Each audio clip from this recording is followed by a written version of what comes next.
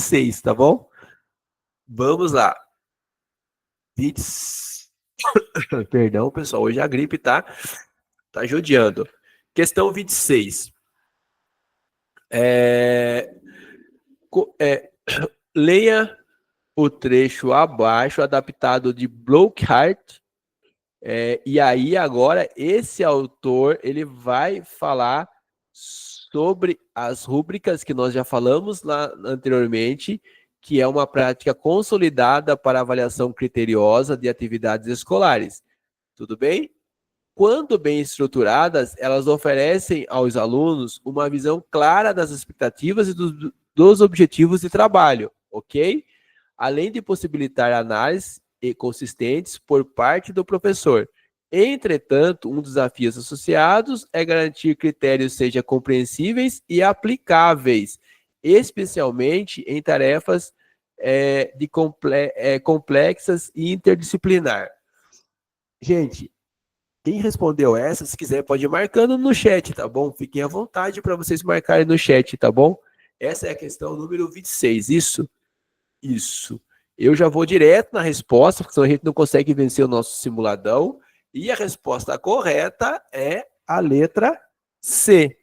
Então, espero que a maioria tenha marcado letra C, ou todos tenham marcado letra C. E quem estava com dúvidas do que eram as rúbricas, então, a questão aborda o uso de rúbricas como instrumento de avaliação, certo? Então, o sucesso depende da sua clareza e alinhamentos com os objetivos pedagógicos. Ó, marque bem essa parte aqui. Especialmente em tarefas complexas, tá? Então, a questão aborda o uso de rúbricas como instrumento de avaliação, vai destacar a importância para fornecer clareza aos estudantes e possibilitar análises consistentes por parte do professor. A rúbrica, gente, é legal porque o aluno vai fazer uma redação. Na redação já está tudo estruturado, o que ele será cobrado, tá? De que forma que aquela avaliação será corrigida, quais são as habilidades que ele deverá desenvolver durante a escrita daquela redação, tá? Uma redação. Aí o que acontece? Aí o que ocorre? O aluno é importante porque ele tem um feedback mais claro, e para o professor também, porque o professor vai conseguir entender ponto a ponto ali do que os alunos conseguem e do que eles têm dificuldade, tá? Então, a alternativa correta, que é a letra C, ela enfatiza o sucesso das rúbricas, que depende do alinhamento com os objetivos, especialmente em tarefas complexas, tá, gente? Quais são as pegadinhas de questões sobre rubricas? Rubricas, tá, gente? Limitar o uso de rubricas a atividades quantitativas ou simples, ou ainda acreditar que elas eliminam completamente a subjetividade do avaliador, tá?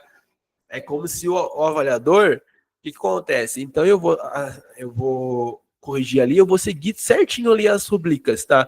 Então eu não vou colocar o meu ponto de vista, o avaliador não teria importância ali nesse caso. E não é verdade, tá? Não elimina completamente. A experiência do avaliador, o entendimento que ele tem do processo é fundamental também, todo o processo de avaliação. Ela não pode eliminar 100%, tá bom? Então, basicamente é isso em relação às rubricas. Deixa eu ver se está tudo certinho aqui. Está tudo certinho, tá? Então, vamos para a próxima. E, assim, uma estratégia. Estude o conceito de rubricas, seus tipos, suas vantagens, desvantagens, como utilizá-las de forma eficaz na avaliação de diferentes tipos de atividades. Como a gente fala muito sobre avaliação diagnóstica, somativa agora tem formativa, diagnóstica, formativa e somativa, ou, no caso da formativa, processual. Como a gente fala muito sobre isso, eu até fiz um mapa mental para vocês sobre esse assunto, eu vou fazer um mapa mental só sobre rubrica, tá? E vou deixar no grupo para vocês estudarem, tirarem dúvidas, porque várias pessoas me mandaram mensagem com dúvida nessas questões, do que era rubrica, etc., que são termos mais novos, né? E falando em termos novos, vamos para 27, que vocês vão ver só, que também é uma questão bem atual, tá? Que vai falar sobre design thinking. Durante uma formação sobre o uso do design thinking, na educação, foi proposto o desenvolvimento de um projeto interdisciplinar para solucionar problemas ambientais no entorno da escola. A equipe seguiu as etapas de empatia, definição, ideação e prototipagem. Contudo, ao final do processo, os resultados objetivos foram insatisfatórios. Qual etapa provavelmente foi negligenciada, conforme preconiza Bloom? E aí, gente, sobre o assunto design thinking. Olha só. Então, a resposta correta é a letra C para a questão 27, né, gente? Deixa eu ver nas minhas anotações, tá certo. A letra C, que é teste, pois essa etapa é essencial para verificar e ajustar os protótipos criados durante o processo.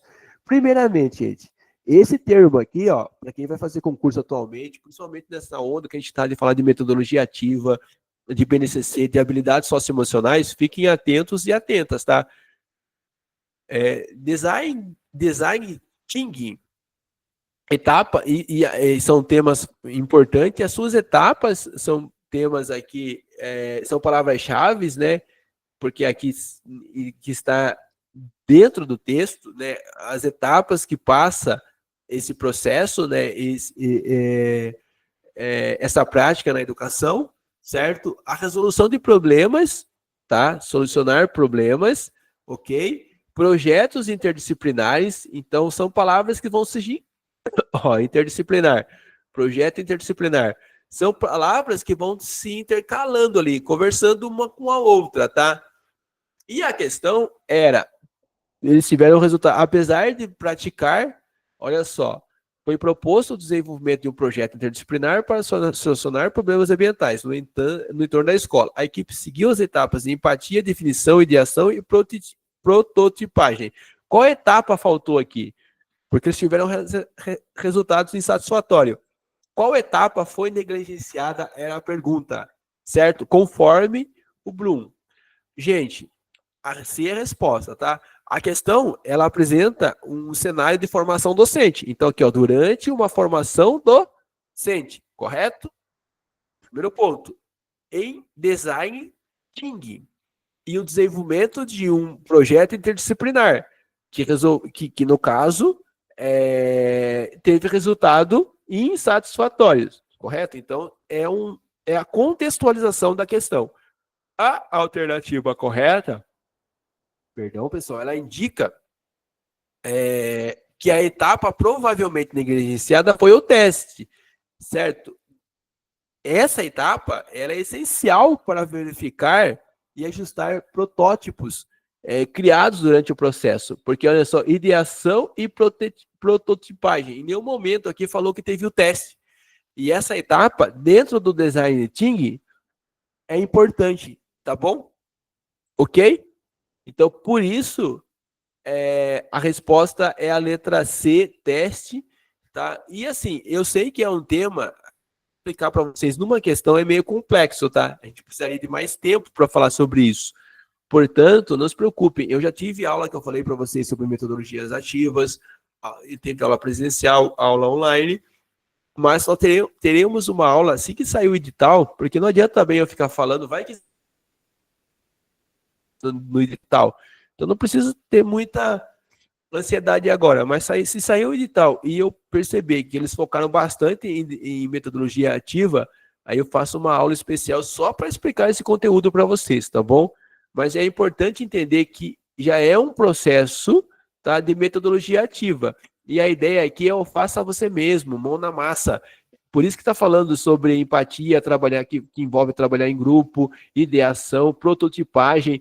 Isso daqui é o aluno protagonista, tá bom? É o aluno construindo. Então, ele desenvolve um projeto, ele vai desenvolver uma maquete, um projeto, por exemplo, uma miniatura de um robô, ou de uma peça, ou, entenderam? De um objeto. Enfim, é por isso que a gente foca muito aqui no mão na massa e tem a ver com metodologia ativa, tá bom, gente? E é isso aí. Fechou? Espero que tenha ficado claro, que eu não tenha deixado vocês com dúvidas. E vamos para a próxima. Vamos lá, gente. Hoje eu tô meio gripadão, mas a gente vence. Vamos lá, vamos forçar. Não pode deixar bater desânimo, que senão aí acaba tudo.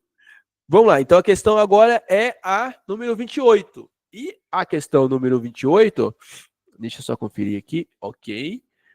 O papel do professor na defesa dos direitos da criança neurodivergentes envolve práticas como?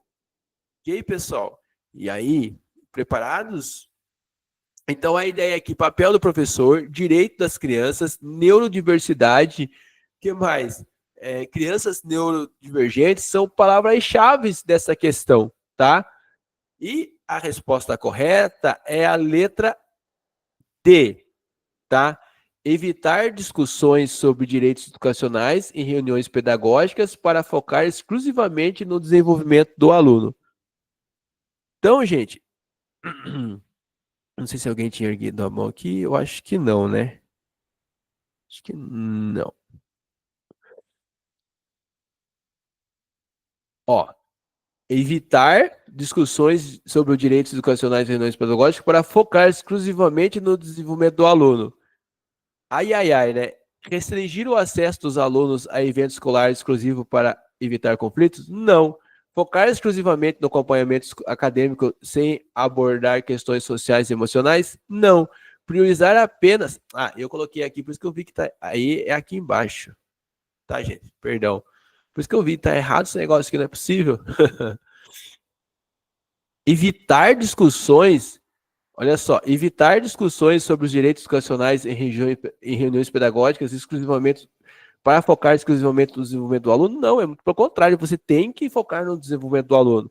Agora só, aí que é a correta. Atuar como intermediário entre famílias e órgãos competentes, promovendo a defesa dos direitos educacionais. Perfeito, gente. Então, a questão ela aborda o papel do professor na defesa dos direitos das crianças neurodivergentes, tá?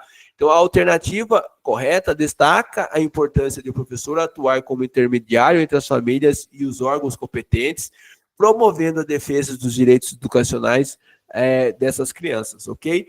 Então, nós temos que atuar como intermediário, apoiar as famílias, apoiar os órgãos competentes, promover a defesa dos direitos educacionais, tá bom, gente? A armadilha aí é reduzir o papel do professor ao acompanhamento acadêmico ou evitar discussões sobre direitos educacionais. Se cair isso, que a maioria das questões aqui, as alternativas anteriores, abordavam essa questão, reduzindo o papel do professor, enfim, se cair isso, fique atentos, atentas, porque a questão estará errada, tá bom? Então, estude o conceito de neurodiversidade, os direitos das crianças neurodivergentes, o papel do professor na promoção da inclusão e na defesa desses direitos.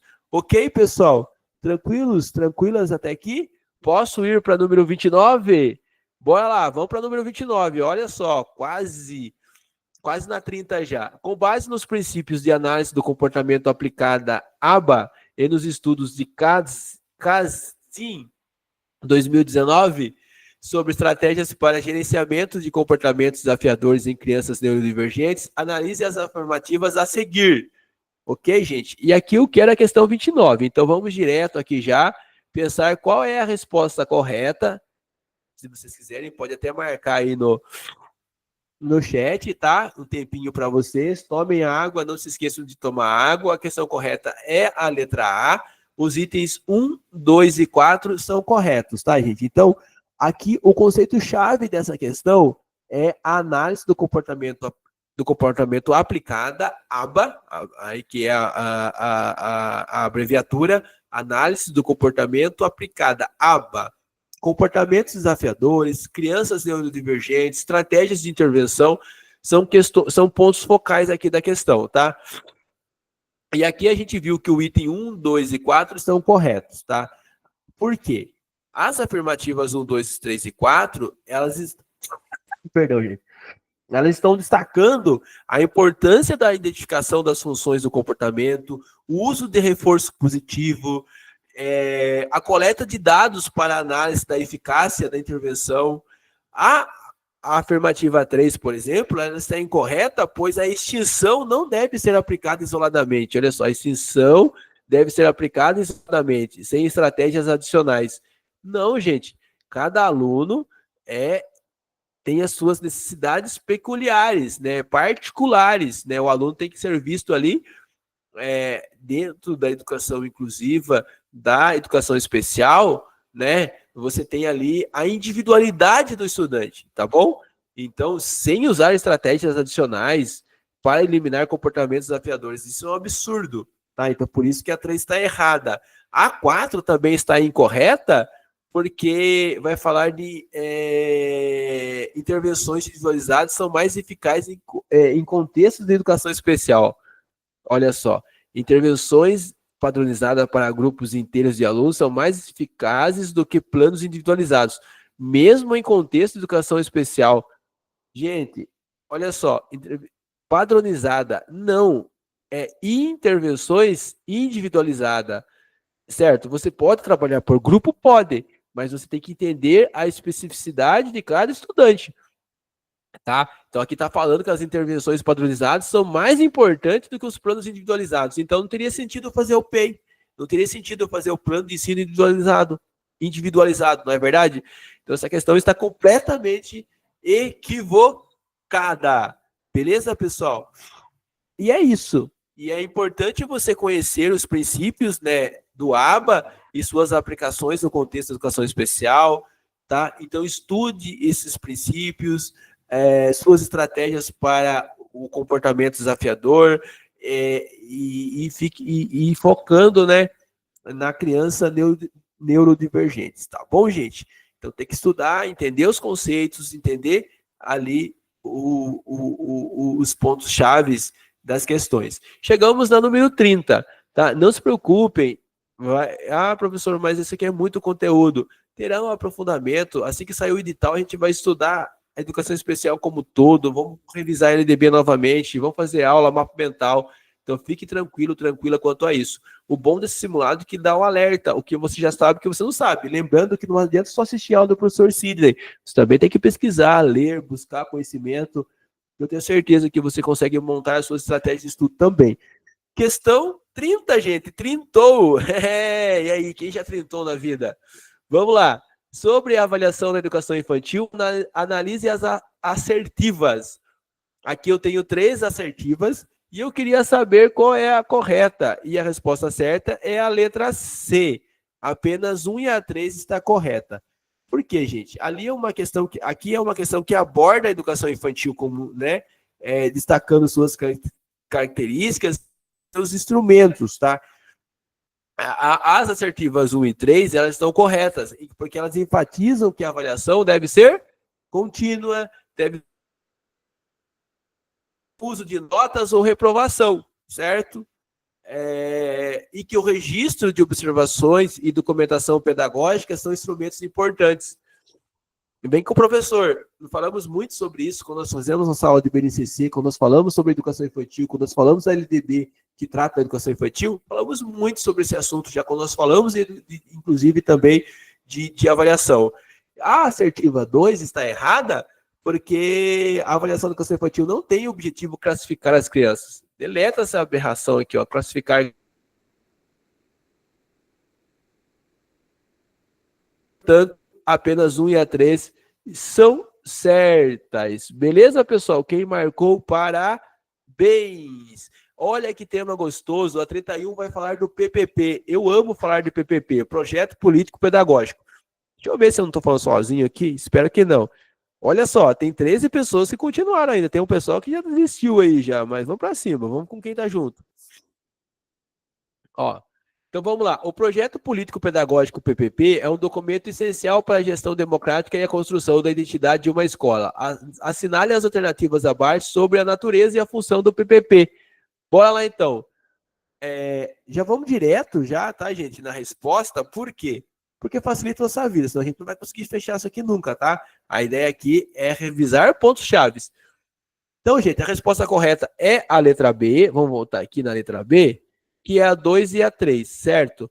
Por que a 2 e a 3? A questão, ela aborda aqui, essa questão, ela aborda o PPP como documento essencial para a gestão democrática. Quem já teve aula com o professor Sidney, assistiu a aula de planejamento presencial online, sabe que eu falo muito sobre PPP, né? Então, as afirmativas 2 e 3, elas estão corretas, pois elas destacam a autonomia da escola, que deve ser construído de forma participativa, não é? Coletiva e participativa, enfim. Já a afirmação 1 e 4 estão incorretas, pois o PPP ele não é um documento burocrático e imutável, como está lá na questão 1, deve abordar questões administrativas e financeiras, além dos aspectos pedagógicos. Gente, deve ter apenas aspectos pedagógicos? Lembra o que eu falei lá sobre o PPP? Que ele tenha o cunho administrativo e pedagógico, que vai desde a quantidade de funcionário que você tem na escola, da parte humana, da parte estrutural da escola, até os aspectos pedagógicos, tá bom? E ele não pode ser imutável, ele tem que estar aberto, né? Sempre, para que a gente possa, ele é flexível, pois faz parte do planejamento. Fechou, gente? Então, gente, a armadilha aí é compreender o PPP como um documento meramente burocrático ou de responsabilidade exclusiva da equipe gestora. Lembra que eu falei que não é a equipe gestora sozinha que faz o PPP? É o envolvimento de toda a comunidade escolar. E quando a gente fala em comunidade escolar, é gestão, pais, professores, alunos, tá bom? Que fazem parte da comunidade escolar.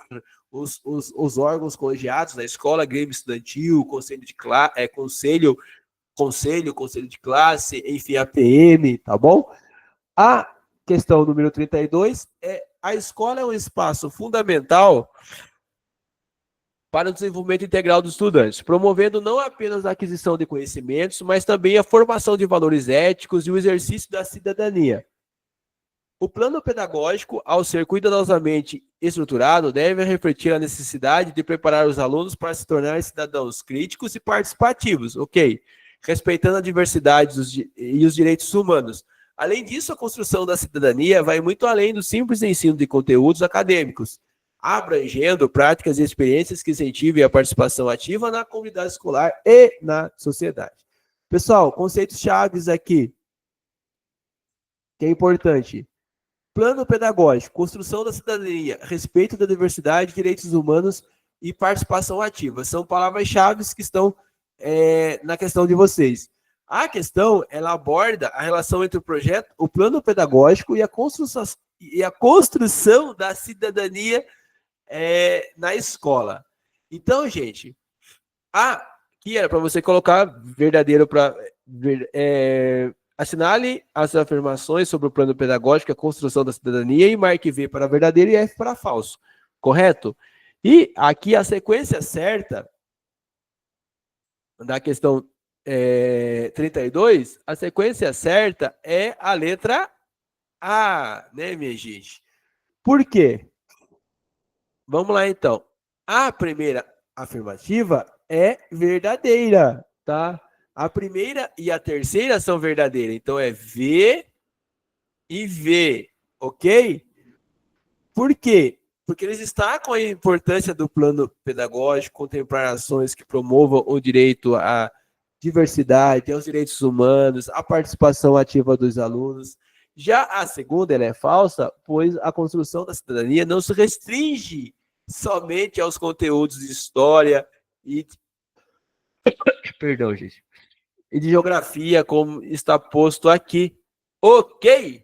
Fechou? Bora para a próxima? Número 33. BNCC. Vamos lá. A BNCC, Base Nacional Comum Curricular. Vocês perceberam que é praticamente tudo que nós estudamos até o presente momento? A BNCC estabelece diretrizes para a educação básica no Brasil, incluindo a disciplina de artes. Considerando o objetivo e conteúdos propostos pela BNCC para a área de artes, assinale a alternativa correta. E a alternativa correta, número 33, o que vocês marcaram? É a letra B. A BNCC, para o estudo de arte, propõe o ensino de artes, deve promover a apreciação, criação e reflexão crítica, valorizando a diversidade cultural e as diferentes linguagens artísticas. Então, gente, a alternativa correta aqui no caso é a letra B, ela propõe que o ensino de artes promova a apreciação, a criação, a reflexão crítica, valorize a diversidade cultural e as diferentes linguagens artísticas, tá? Qual que é uma armadilha aqui, geralmente, dessas provas para vocês? Apresentar uma visão limitada do ensino de artes, restringindo a atividades extracurriculares, a história da arte, ou mesmo técnicas de reprodução de obras clássicas, tá bom, gente? Então, fiquem atentos e atentas. É uma questão fácil, né, gostosa de estudar. Aqui, ó, a técnica.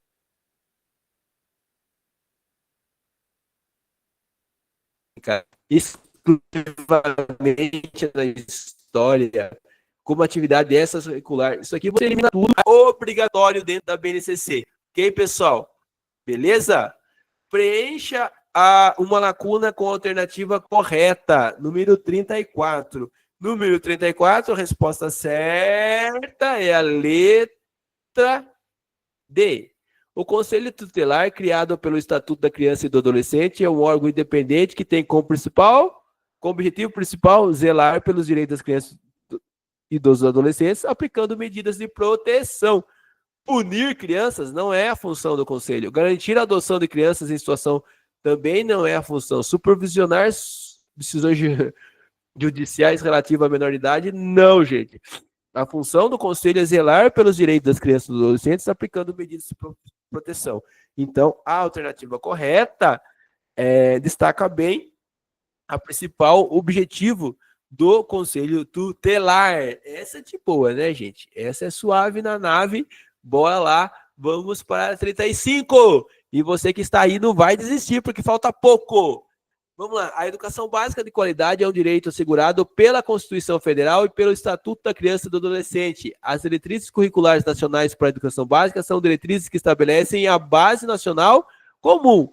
O que são e para que servem as diretrizes curriculares?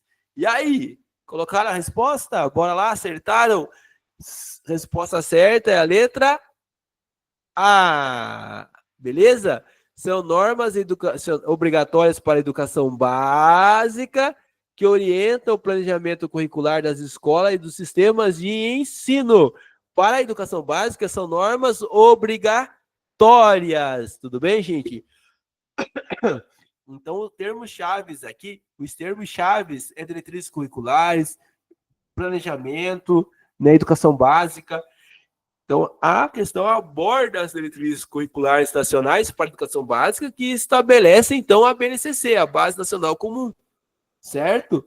Então, a alternativa correta é aquela que vai afirmar que são normas obrigatórias para a educação básica, logicamente, e que também orientam o planejamento curricular das escolas, né, e dos sistemas de ensino. Tá, gente? Qual que é a armadilha aí? Desconhecer a função das diretrizes curriculares nacionais para a educação básica. Isso pode ser um problema para a sua vida e levar você à resposta errada. Número 36. Bora lá, hoje eu estou com tudo, pessoal. Uma escola pública deseja implementar práticas alinhadas ao decreto número 7.611/2011 para atender melhor suas aulas com necessidades educacionais especiais.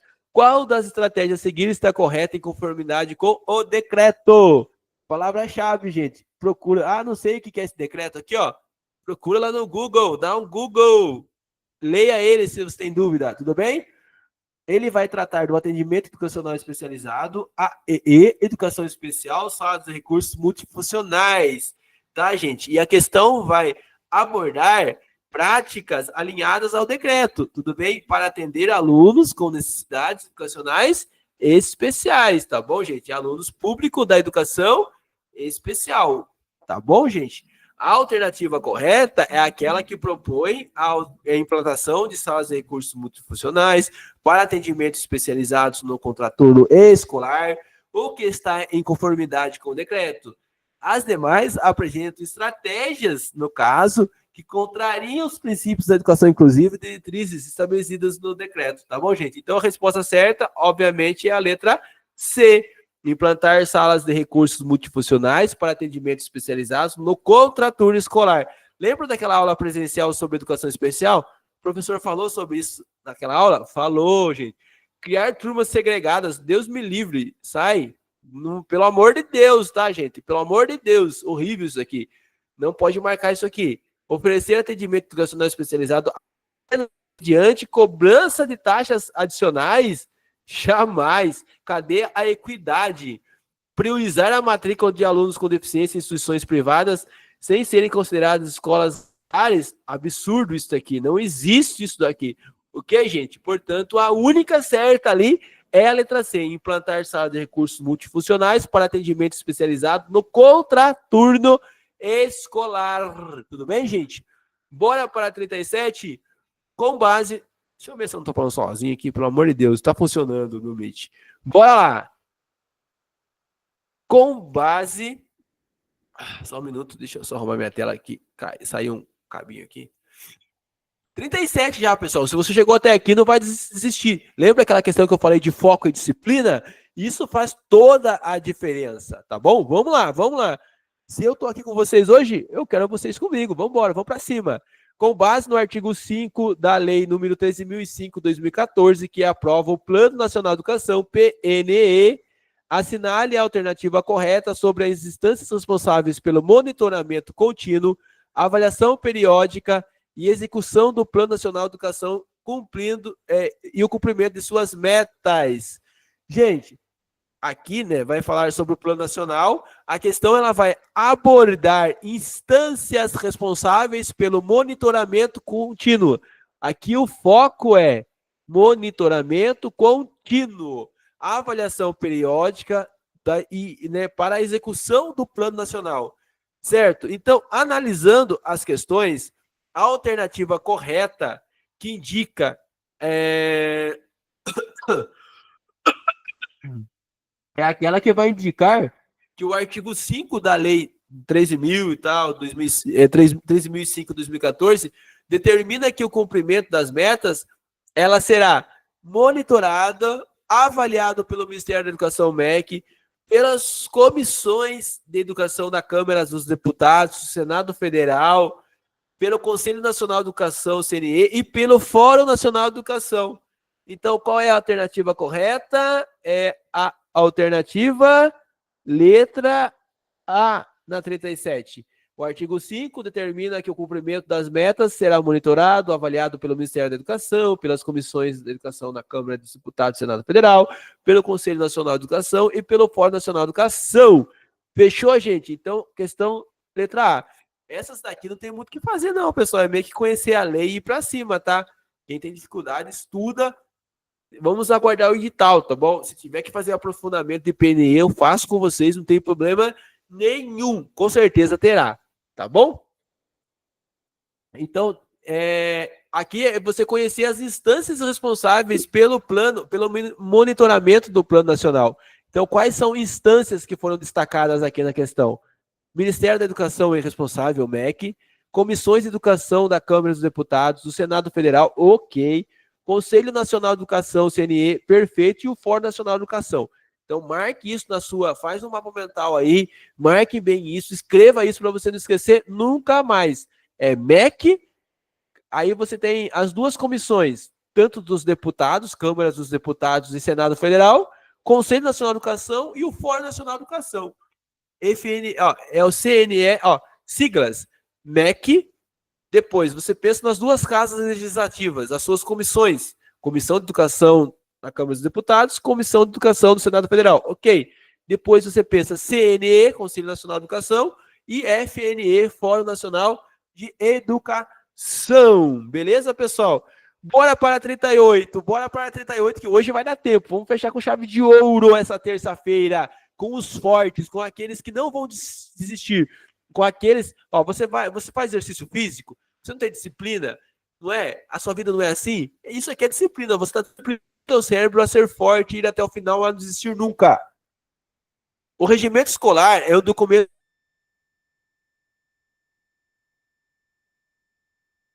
que deve refletir as especificidades de cada escola, garantindo a clareza nas diretrizes administrativas, didáticas, pedagógicas e disciplinares.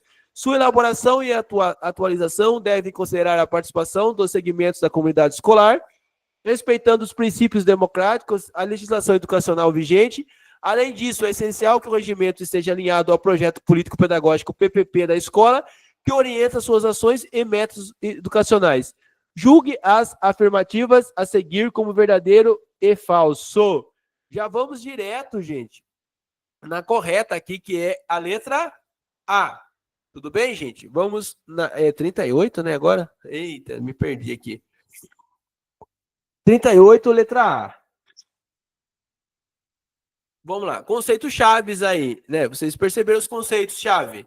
Rendimento escolar, PPP, legislação educacional, gestão escolar democrática. A questão, ela aborda... deixa eu colocar aqui na tela para ficar melhor. A questão, ela aborda o regimento escolar como um documento que organiza e normatiza o funcionamento das instituições de ensino. A primeira e a terceira são verdadeiras. O regimento escolar deve estar em consonância com a legislação educacional vigente e com o projeto político-pedagógico da escola. Óbvio, regimento escolar deve ser implementado, divulgado para toda a comunidade escolar. Óbvio. Perfeito, pessoal? Já a segunda e a quarta são falsas, pois a elaboração do regimento escolar não é responsabilidade exclusiva do conselho escolar e não pode ser alterado a qualquer momento, sem a consulta da comunidade escolar. Tá? É um documento democrático. Tem que ter a participação da comunidade escolar. Bora lá, pessoal?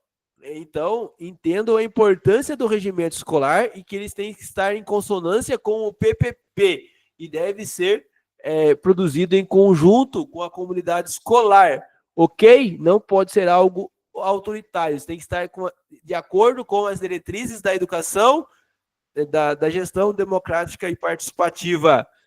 39. A dislexia é um transtorno específico de aprendizagem que afeta cerca de 5% da população brasileira e está relacionada às dificuldades na leitura, escrita e compreensão de palavras.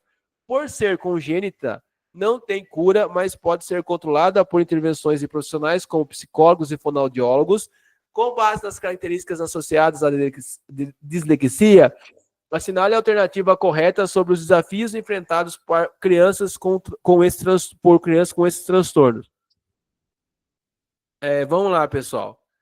A questão 39 também é a A. Vamos comentar aqui por que é A. A ideia aqui, conceito-chave, transtorno de aprendizagem, dislexia, de palavras. Vocês perceberam que está ligado ao quê? A leitura, escrita, compreensão de palavras, tá? Então, dislexia, ok? A questão aborda a dislexia como um transtorno específico de aprendizagem que afeta a leitura, ok, pessoal? A escrita e a compreensão de palavras. Portanto, a alternativa correta, ela descreve um dos sintomas da dislexia, que é a dificuldade de percepção do tempo, tá? E espaço, podendo levar à confusão entre direções e períodos atemporais, como ontem e hoje, para cima e para baixo, dificultando o desenvolvimento dessas noções.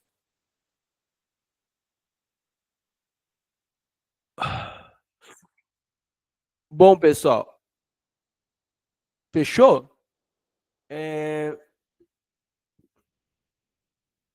Vamos analisar aqui, ó. Crianças dislexas não apresentam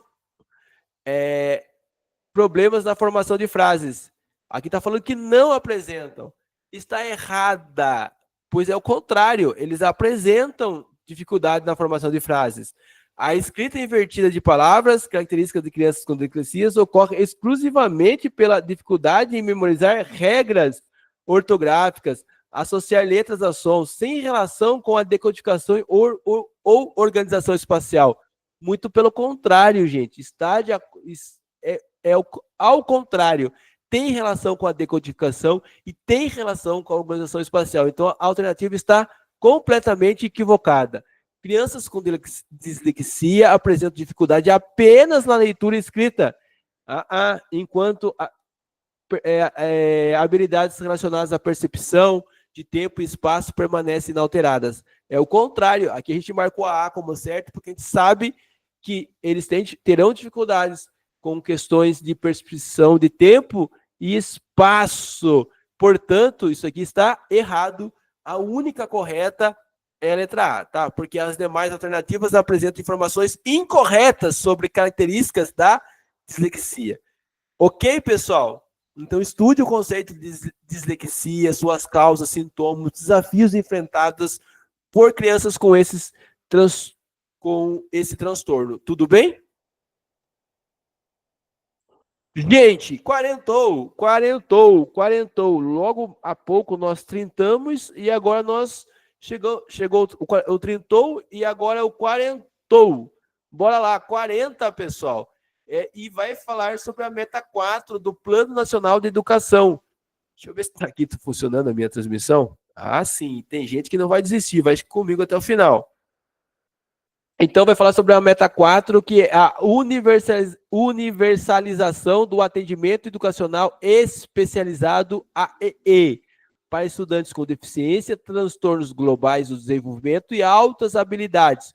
Considerando as estratégias e desafios para a implementação dessa meta, assinale a alternativa correta. Alternativa correta, que é a letra universalização do AEE implica que as escolas regulares devem se organizar para garantir a permanência, a aprendizagem e a participação plena dos estudantes com deficiência. Ok, pessoal? Atualmente é importante nós atualizarmos o termo também, tá? Então, é o direito da pessoa com deficiência. Quando nós tratamos estudante, o estudante com deficiência. Ok, pessoal? Essa questão tem como palavras-chave aqui a meta 4 do Plano Nacional, tem como palavra-chave o atendimento educacional especializado, a EE, e foca aqui na educação inclusiva. Então, já é na perspectiva, a educação especial na perspectiva da educação inclusiva. Então, a questão que aborda a meta 4, a alternativa que aborda a meta 4 no Plano Nacional de Educação e visa a universalização do atendimento educacional especializado AE, então a alternativa correta é o que vai afirmar que a universalização do AE implica que as escolas devem organizar, né, devem garantir a permanência, a aprendizagem e a participação dos estudantes com deficiência, ok? Isso está na perspectiva da educação inclusiva. Beleza, gente, 41, bora lá, falta pouco, só mais 4. Bora comigo. 41. Vamos fechar com chave de ouro. Considerando a natureza do projeto político-pedagógico PPP, assinale a alternativa que contempla corretamente o papel do professor na construção desse documento. Lembram da aula presencial sobre planejamento e da online também? Foquei muito sobre isso, né? Resposta correta aqui é a letra C. O papel do professor é integrar sua prática pedagógica com a realidade dos alunos, propondo estratégias inclusivas e transformadoras que reflitam as particularidades sociais, culturais e políticas da escola. Palavras-chave aqui é o PPP, o papel do professor, a prática pedagógica, o que mais que tem como palavra-chave aqui? A prática pedagógica, eu falei, né? E inclusão, realidade dos alunos, tá? Então, você pensar em todos esses pontos. Então, a questão, ela aborda o papel do professor na construção do PPP. A alternativa correta, logicamente, destaca a importância de o professor integrar sua prática pedagógica com a realidade dos alunos e propor estratégias inclusivas, transformadoras e que reflitam as particularidades, né, políticas, sociais e culturais da escola. Tá? Então, uma armadilha muito comum nesse tipo de questão, pessoal, é reduzir o papel do professor, a aplicação de métodos padronizados ou a execução de diretrizes impostas pela gestão escolar, como está aqui na letra A, limitando, olha só, impostas pela gestão escolar. Ok, gente? E é isso. Beleza? Então, fechou. 42. A partir dos estudos de Vygotsky, o processo estímulo-resposta é ressignificado por meio da mediação simbólica em que o sujeito aciona instrumentos culturais, como a memória, para agir sobre o meio. A partir dessa perspectiva, assinale a alternativa que apresenta a aplicação correta dos pressupostos de Vygotsky em sala de aula. E aí, meus queridos, minhas queridas, vocês marcaram a letra C? Se vocês marcaram, está correto. Correto. Tá, gente? Aqui, a palavra-chave é a teoria do Vygotsky, mediação simbólica, instrumentos culturais, aprendizagem. Então, há questões, aborda a teoria do Vygotsky e o processo de mediação simbólica na aprendizagem, tá? A alternativa correta propõe desafios aos alunos com atividades que exigem um nível de complexidade além de suas habilidades atuais, com auxílio do professor ou de colegas mais experientes, tá, gente? O que está alinhado com o conceito de ZPD, a zona de desenvolvimento proximal, tá, gente? Então, promover desafios aos alunos com atividades que exigem um nível de complexidade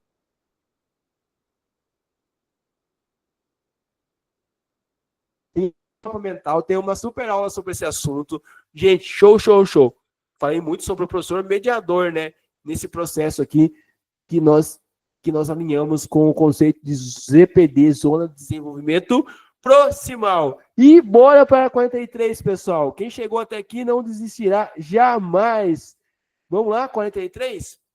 Para Saviani, a escola nova não é democrática, pois as suas origens, notadamente burguesas, legitimam as desigualdades. Legitima a autoridade do professor como aquele que transmite a cultura da humanidade, contrapondo assim a própria intenção da teoria da escola nova, cuja centralidade deveria ser o estudante. Sobre esse assunto, assinale a alternativa correta. E aí, pessoal? Essa questão, eu amo essa questão. A questão de número 43, resposta correta, letra D de dado. O declínio do escolanovismo, já na metade do século XX, foi marcado pela desimportância dada aos conteúdos de ensino e, consequentemente, rebaixamento do nível educacional para as classes mais pobres e, por sua vez, expôs sua face em favor do aprimoramento das elites, abrindo espaço para novas correntes como a escola nova popular e o tecnicismo. Gente, essa questão aborda uma crítica do Saviani à escola nova, tá bom? A alternativa correta apresenta a crítica dele à escola nova, então ele critica a escola nova, ele critica o seu caráter de classe e declínio do escolanovismo em metade do século XX, ele trata como rebaixamento de nível educacional, e rebaixando-se para as classes mais pobres, né? E aí você vê o surgimento de novas correntes como a escola nova popular e o tecnicismo. Então, a armadilha, gente, apresentar uma visão idealizada da escola nova ou desconhecer as críticas a essa tendência pedagógica. Só porque a escola nova é legal. Tem que entender que existem críticas, tá bom? Tudo bem, gente? Então, tomar cuidado com uma visão idealizada da escola nova e você não conhecer as críticas, porque no caso do Saviani, ele teceu críticas ao escolanovismo ou movimento Escola Nova. E aí, pessoal? Preparadas para a última? Gente, você que chegou até aqui, Deus não vai te desamparar, certo? Parabéns pela força, parabéns pela garra e vamos para a última. Entende-se que compõe o projeto político-pedagógico de uma escola, o seu currículo, logo as ações que movem um currículo escolar com cunho participativo e democrático envolvem primariamente a predisposição da equipe escolar e depois a vontade individual dos sujeitos envolvidos se lançarem a um compromisso a qual requer participação no processo de elaboração e todo o educativo realizado a cada ano. Sobre esse assunto, analise as asserções abaixo e assinale a correta. Me diz aí, qual que você assinalou como correta? Tá, gente? É a letra C. Conceitos chaves, mais uma vez aí, PPP, currículo, planejamento participativo, gestão democrática. Então, a questão, ela aborda o projeto político-pedagógico PPP, a sua importância para o planejamento participativo na construção do currículo escolar. Ficou focado isso, tá? Olha, compõe o projeto político-pedagógico e currículo. Olha só, então a importância no sentido de se lançar participação no processo de elaboração, ó, no qual requer a participação, certo? Fechou?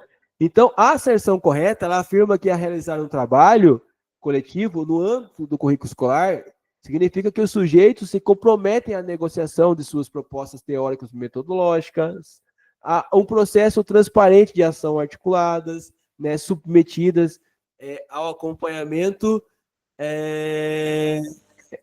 e à avaliação.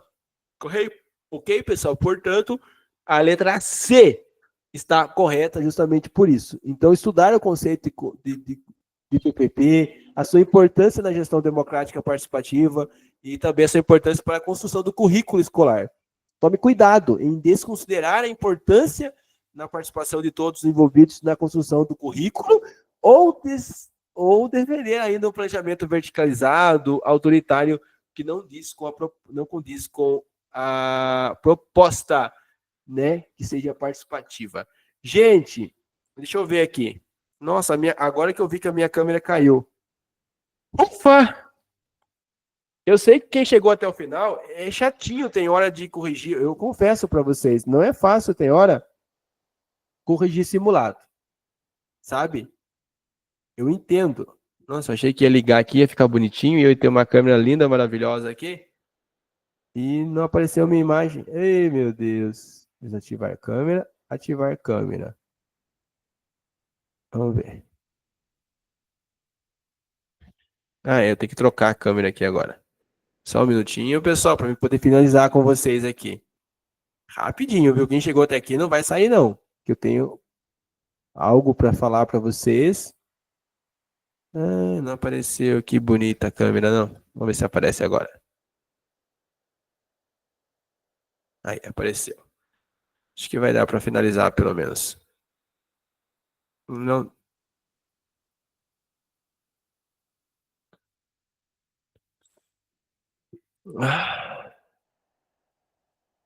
Vai que a câmera mais ruim mesmo. Essa daqui, né? Deu certo. Eu que viajei aqui. Só um minuto, pessoal. Só para finalizarmos. Vamos lá. Que aula, né, gente? Que show, que tudo. Não foi fácil, mas nós chegamos até aqui. Aí, voltou. Gente do céu, deixa eu só parar a apresentação aqui, ó. Parabéns para vocês que chegaram até aqui. Deus abençoe muito. Eu sei que para ter simulado não é fácil. Eu sei que tem que ter muita. Eu sei que tem que ter muita disciplina para você assistir às aulas de correção de simulado, porque é meio cansativo. Só que a parte boa é que o simulado força você a estudar, força você a fazer simulado, força você a relembrar conteúdos, e eu tenho certeza que aqui, durante essas 44 questões, quem acompanha conseguiu acompanhar tudo, ou pelo menos mais da metade, conseguiu relembrar conceitos, conseguiu focar mais o cérebro, conseguiu gravar mais questões, tá? Então, por isso que de vez em quando é bom ter um simulado. Eu prometo que o próximo agora não vai ser online, mas vai ser presencial, tá? Então, se preparem. Vai ter uma imitação da prova para vocês. Vai ser no Colégio Sacre, nós estamos preparando esse dia. Vocês vão vir aqui, vai ter credenciamento, vai ter horário para começar, horário para terminar, sentar em fileirinha, e depois eu vou dar um feedback individualizado para todos que fizeram o simulado aqui, presencialmente, vai receber um feedback do professor individual, com qual parte vocês foi melhor, qual parte você tem que estudar mais.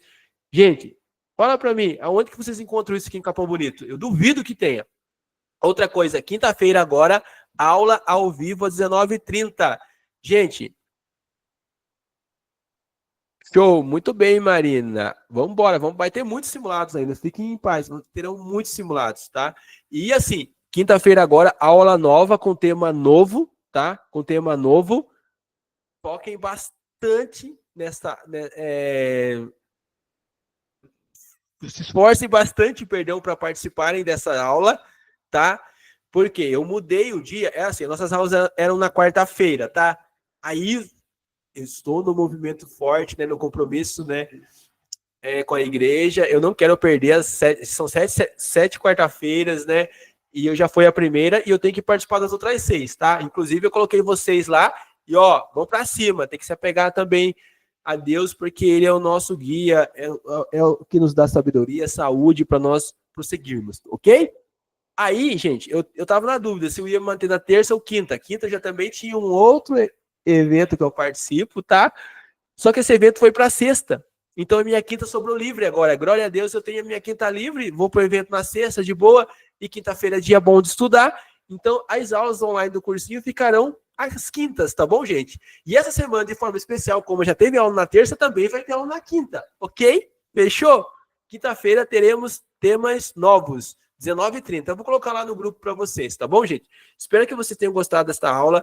Sei que não é fácil, sei que é puxado, mas não tem outro caminho. Pessoal, um monte de gente tá me perguntando: nossa, Cid, já saiu o edital do concurso. Nossa, eu vi, você postou o edital do concurso. Eu não postei o edital do concurso. O que eu postei lá foi o que eles estão preparando, a prefeitura está preparando para escolher a banca, né, que está previsto para o mês de maio. Aí, tendo a escolha da banca, a banca vai publicar o edital. Se for mesmo ali no começo de maio, no final de maio, no máximo ali rapidinho, já publicam o edital. Tudo bem? Fechou, gente? Estudem, o concurso está muito próximo. E naquele documento lá tem os cargos, já dá para saber o salário que você pode ganhar, carga horária e tudo mais, tá bom? Só não tem a quantidade de vagas ainda, mas tem os cargos. Gente, beijão no coração de vocês. Até quinta-feira, se Deus quiser, gente. Boa noite, fiquem com Deus e até mais. Angélica levantou a mão, será que dá tempo? Se quiser, qualquer coisa, a Angélica manda para mim uma mensagenzinha lá no WhatsApp e a gente responde na próxima live. Fechou, gente? Então, tchau, tchau e fui! Valeu, gente! Até mais, tchau, tchau.